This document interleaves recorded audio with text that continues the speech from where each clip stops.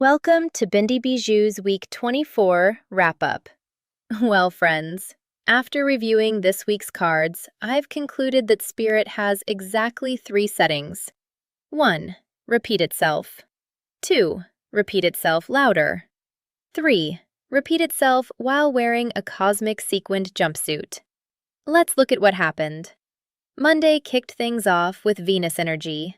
Sweetness, pleasure, joy, authenticity, and taking baby steps toward your intuition. In other words, stop trying to become someone else. You are not supposed to be everybody's cup of tea. Some people are sweet tea. Some people are espresso. Some people are whatever mysterious liquid is currently sitting in the back of your refrigerator.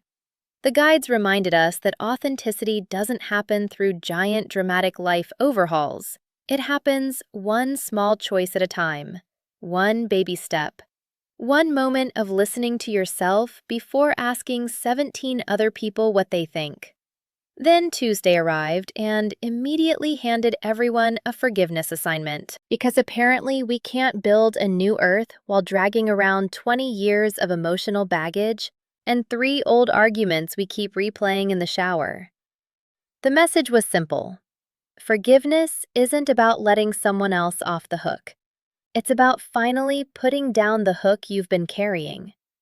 The cards suggested that when we release old grievances, we free up energy for something bigger. The vision becomes clearer. The future becomes lighter. The transmission starts flowing. Spirit's version of spring cleaning appears to involve less bleach and more emotional composting. Wednesday brought us star bathing again, because when Spirit finds a message it likes, Spirit will absolutely put it on repeat. This time, the cards connected activation with surrendering to the sweetness of life. Imagine that. The universe may actually function better when we're not constantly clenching every muscle in our body while trying to force reality into compliance. Who knew? The message was alignment. Not striving, not controlling, not micromanaging the cosmos from your kitchen table. Just alignment. Thursday returned to the famous Baby Steps card and paired it with The Great Severing and The Golden Children. Translation: take the step. Release the resentment. Reconnect with the part of yourself that existed before life convinced you that everything had to be difficult. The card suggested that many of us are carrying anger, conflict, guilt, or old stories that no longer fit. The inner child isn't asking for perfection. The inner child is asking for a little room to breathe. And maybe a snack. Mostly a snack. Then Friday wrapped everything up with what may have been the week's headline: Loosen Your Grip. Spirit spent 5 days teaching an advanced spiritual curriculum, only to end with, "Would you kindly unclench?"